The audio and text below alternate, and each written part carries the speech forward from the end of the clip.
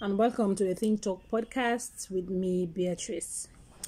It's been a while, but we are here today. So today I want us to open our minds to think about something that has become, it's almost like a joke, and sometimes people say it jokingly, but it has actually ruined and affected many lives. Okay? This thing that has come to this town, Yea Dominion Yea, yes. When anybody says it, it sounds funny, but I want us to open our minds to a bigger debate. Let's open our minds to something that is really bigger than just Yea Dominion Yea. Let's look at the motivation. What motivated people to go get this fancy PhDs or whatever have you? 2, let's look at what failed these people so they can, find themselves in that rut. 3, let's look at the implication of having a PhD in a country like Sierra Leone. Okay? So these are the 3 things I want you to open your mind to. Disclaimer, I am not in any way in support of anybody having a PhD under a mango stick or anybody bypassing the true rigors of what education should be to get a paper. To me, by all means, that is not right. It lacks all sorts of integrity. I think it's even a crime. It lacks the morals that we are trying to teach our children. But let's not look at the issue for just what it is. Rather, let's look at the before, which is the motivation.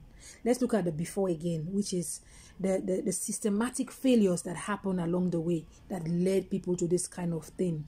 3, let's look at the way we as Sierra Leoneans, that is the after, perceive people that have this so-called big educational papers or certificates, how we look at them.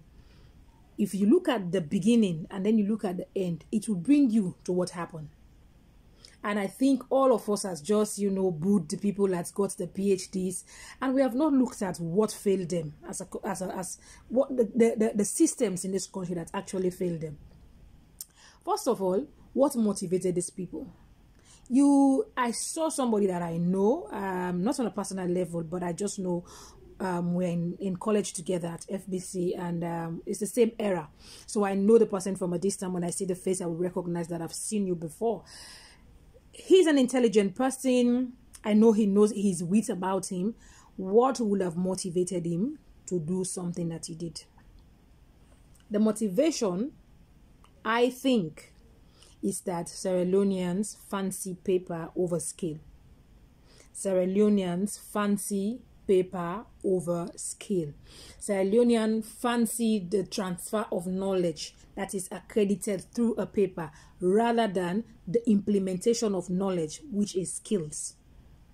So because skills are not enough to keep you in a job, people take papers to augment or to make them appealing when it comes to recruitment, promotion, or what have you. Now, we also have to go back to the beginning and tell ourselves the truth. The truth of the matter is that our educational system, our curriculum is so archaic. The thing that my uncle did economics at FBC. What my uncle did at FBC for economics, he finished school in 1970 something. When I entered university in 2003 or thereabout, it is the same subjects. It is the same curriculum. It is the same thing that is being taught. Are we living in the same era that my uncle lived in, where my uncle does not have the opportunity of technology? He does not have the opportunity to even have a global standing, to express himself. If I say now, and I am an economist, I have an economics degree, somebody from, let's say, the US will want to sit by me and have a conversation on economic issues. But because their own educational system has evolutionized to catch up with the times, and mine has stayed in 1974, I don't have the temerity to stand where they stand to talk. I faced that situation when I traveled one time with my boss. That is why I opened myself to reading. That happened in 2014 precisely. I went to Tanzania, and during our lunch break, these guys from the IMF, from the this, we are sitting on a round table and we are having conversation of economic issues, this, blah, blah, blah, blah. And I was so lost. I was so lost. When I tell you I was lost, I was so lost. So on a personal scale, I took that upon myself to empower myself so that it will never happen to me. You will not put me anywhere and there is a conversation that I will not know the A from the Z of it. I might not know it in all its entirety, but I will be bold enough to say a thing or two. So do our educational system put us on that standard? Does our educational system elevate itself to come to a standard that is comparable, to international levels or to what the world is doing right now? No. So now I come back to the motivation. The motivation is that Sierra Leoneans, we in this country also, we like paper too much. We like paper. You see paper, you are confused. Now, don't get me wrong. I had this conversation with a friend of mine. We went to school together. He has grown in his educational pursuit. And I told him we should learn to streamline our employability criteria. Some people you employ because you think they have knowledge. Some people you employ or retain because they have skill. That is not what is prevalent in this country. People will not know anything. People will have come from school and they have like this. I always make the reference of Pythagoras theorem. This Pythagoras theorem kind of thing that is so archaic. Nobody uses it anywhere. Those are things they used before when the internet is not there. So just expand your mind to make you think, to give you the tools for analytics in your mind. That is why they give you all this, mathematics things. Nobody uses them these days. Nobody uses them. Your day-to-day activities are not based on Pythagoras theorem. I never used it. I learned all this regression, whatever. I never used it in my office. What we need now is either align our curriculum to fit in what the world is offering. You don't need to tell somebody to say, oh, you should go and memorize. What is this? There is this thing they used to memorize in mathematics, sine, tan, something like that. When there is computers that do that for you. So the concept that education was to enlighten us, to broaden our thinking horizon. Why? Because the tools were not there. You cannot tell me that right now, from the click of a button, I know a lot of information. You still want to stay where you are, to keep me in a struggle to be expand. For what? For what? What's your motivation? The motivation before, I'm telling you now, the motivation when they were doing all these mathematical things is for us to broaden our mind, because we need that expansion of our thinking when we come to the real world. But it is no longer necessary. It is no longer necessary that you have to memorize all of this thing, because they are available. They are available to you. You click a button, you have all of this information. So because we are fixated on this paper business, that is number one motivation. That these people want this paper by all means necessary. And let us don't even say, oh, they did not have their employment based on the paper. That paper will give them perks, will make them be more respected, will give them traveling or training facilities that they would have not merited if they don't have that paper. So there is something that comes with it. Number two, let's also look at how the system in this country failed people that, embark on all of these Bangladesh institutions that have brought this commotion in this country. Do you know that the Tertiary Education Commission just published the accredited institution, like, I think it's 2 weeks ago. I saw it in one WhatsApp group. On an Excel. Yes, maybe they will have it up now in their website or somewhere. But it was never available anywhere. And that is a system failure. As far as I am concerned, if you are a Tertiary Educational Commission, that is what you are supposed to be doing.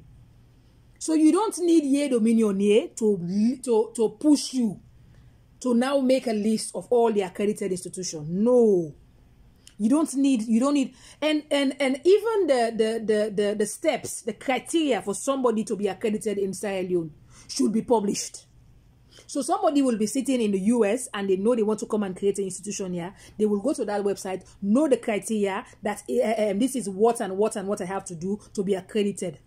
So even if I walk into, say for example, Yea Dominion Yea, and they tell me they are accredited, I need us to see a certificate. It should be on the wall. It should be somewhere, because I have read it on the website that if you see this certificate in any institution, it's an indication that this institution is accredited.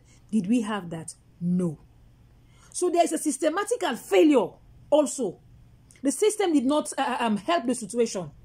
Now, to just draw your attention that there are systematic fails in our country, and sometimes we don't look at the system, we look at the outcome, or the people that just fall victim into those kind of situations. I give you an example. Have you drove recently along the beach area? There should be a standard of what a speed bump should look like in this country. I know there is a standard somewhere, either SLRA or the Road Maintenance Institution. I don't know if it's SLRA. There should be a standard of what a speed bump should look like. But have you drove along the beach area?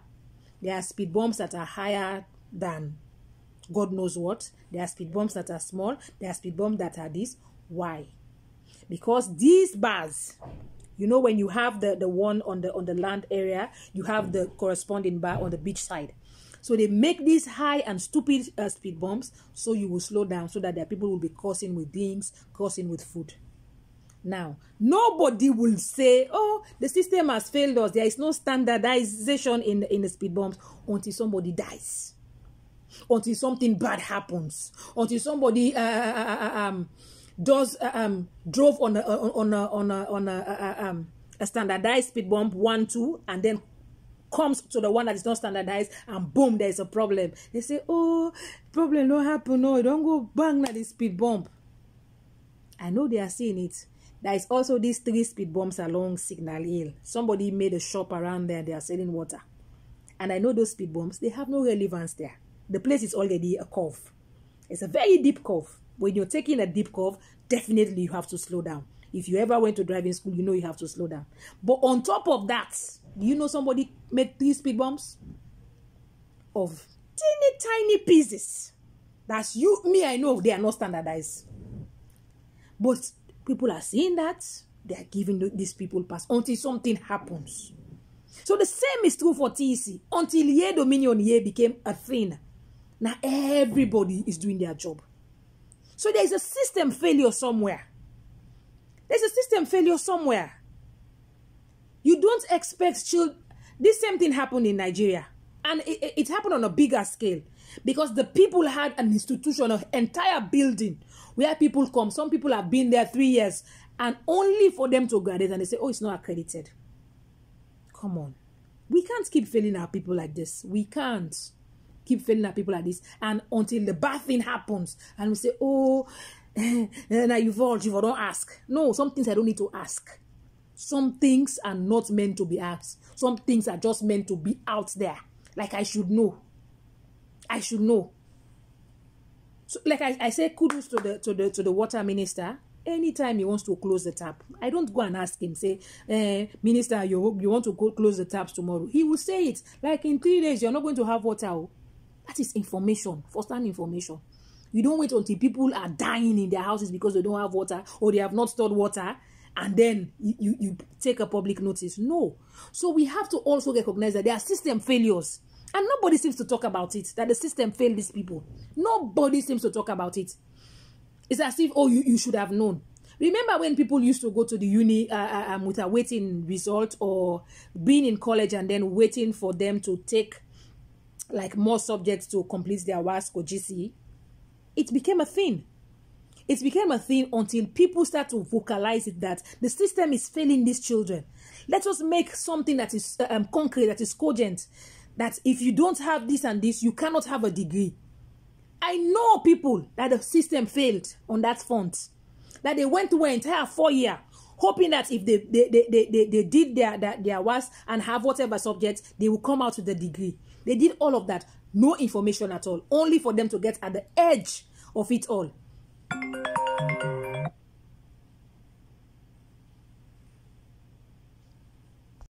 Only for them to get at the end point of it all, and there is someone at the end point to tell them that, oh, you should not have. So that is a systematic failure. So I just hope every ministry, anybody that knows that you're supposed to do something, you're doing it. Do it now before people fall victim. And then you will forget about yourself. You will forget that you failed them. You forget that you did something wrong. And you'll be concentrating on these people. That, oh, then go take degree. And it's da. And again, this thing is not today. Now let's talk about how many people really have gotten this PhD. There are plenty. Me, sometimes I just see somebody and boom, they say they are doctor. I don't know where they get this doctor from. They'll just be doctor like that. You get? So in as much as we want to put these people on a pedestal of, say, oh, they fail themselves, let's also come to ourselves and let's do right by our people. Okay? So the final thing really I want to talk about is us aligning our employability or our recruitment standard. I spoke earlier that Cylonians, we like paper. We like paper. True. But in this age and day, I will tell you, if somebody has a PhD, hold on, don't judge me yet. If somebody has a PhD, and they cannot use, they don't have good Excel skills. They don't have, okay, generally, let's say they don't have good IT skills. And there is a master's holder that is savvy in all of these things. You know, the things that are popping right now in the work environment. Would you, as an employer, employ the one that has the PhD? Or will you employ the one that has the skills to do the job? That is the problem. I know if I ask this question on a poll, I will have a divide. The ancient people will give the job to the PhD one.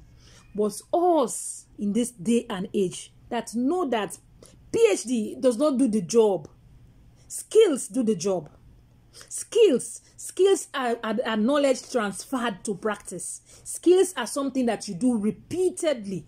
It is you transferring the knowledge that you have gathered into physical practice. But because I said earlier on that our educational system does not give us the knowledge that we need to transfer in our jobs. No, like I said, nobody uses that historic thing that you did. Economic history. No, that is just to expand our mind. I can go to Google and read it. Yes, it should not be a module. No, anything that is historic, it should not be a module. It can pass for like an assignment, go and read this thing. But the skills that I really need to make an impact in my work position, let's say, for example, communication skills, like speaking skills. I don't even mean writing skills, because that's a whole new story. People have PhD kunkla, PhD Dominion. They cannot speak to save their life. They cannot construct English to save their lives. So instead of us making employability a function of your paper, now all these BBB companies that you see overseas, they don't employ you by your paper. Oh. It is what you bring to the table. What can you do? What can you do that this my master's person cannot do? What can you do that this diploma boy cannot do? That is what sets you apart. Now, knowledge is good. But archaic knowledge is archaic knowledge. Knowledge based on the wrong principle will always be based on the wrong principles. Knowledge that has not elevated itself, either to fine-tune itself and have a fine line between what is important, what we should carry over historically, and what we should work towards revolutionarily. You understand? Can never be good enough for the 21st century. You cannot bring historic knowledge that has no connection to where the world is going and you think it will cut it. It will not cut it. Everybody that is thriving, every CEO that is thriving has mastered the concepts that the historic knowledge that they have has to catch up with where the world is and where the world is going. So that is what we need. So until this country change the curriculum to teach people where the world is at and where the world is going, and actually put value on skills, actually put value on what somebody can do other than a paper. This is just the tip of the iceberg. If they go back to degrees, they will find plenty degrees that are fake also. Yes. Why? Because I will be in your office as an intern and I will do the job perfectly. If somebody comes now and say they have PhD, they will just take me out. Like I will even surpass what you're asking me to do. And somebody will come. I get PhD per this year. Boop. You don't even know if that PhD day, it is archaic. That it is not catching up to the times. You don't know if that PhD can even send an email. I was in a meeting with a very old man. It's a joke. And there's a list going around that everybody should write their contact details. And the list went from him, past another person, and then came to me. So, by matter of just, browsing through the list, I saw this old man writing his email. You know the @ sign that we do the A and then do the thing, eh? The guy say 80@yahoo.com. Yes. That is what you get when you don't catch up, when your archaic knowledge does not catch up where the world is and where the world is going. So these are my 3 points. In as much as the motivation is that Sierra Leoneans, we like paper too much. Secondly, there was systematic failure and we have to address it now. Thirdly, we have to change our mentality when it comes to knowledge versus skills. Knowledge is good, but knowledge that cannot be transferred to skills, it is worth nothing. Yeah, it's worth nothing. If you have a banking and finance degree and you cannot do a simple balance sheet, you cannot put that knowledge on paper, what is your accounting degree for? If you have an economics degree and simple analytics on demand and supply, you can't even stand somewhere and say it. What is the degree for? So the difference between knowledge is transferable. It is a set of theories, whatever it is, that can be transferred from a person to a person. But skills is the application of the knowledge. Tangible. Applying knowledge tangibly is skills. It takes practice, it takes finesse, it takes, sometimes it's even inherent. Some people are just born skillful. They do certain things with ease. We don't encourage skills. We always think skills are the last resort. If somebody comes to your office and they say, oh, this is the IT guy, and they do a phenomenal job, but a diploma he gets, what does it matter? If the guy can deliver, why does it matter that he has a diploma? Would you rather have somebody that has a master's but that cannot connect one cable in your office? These are the issues.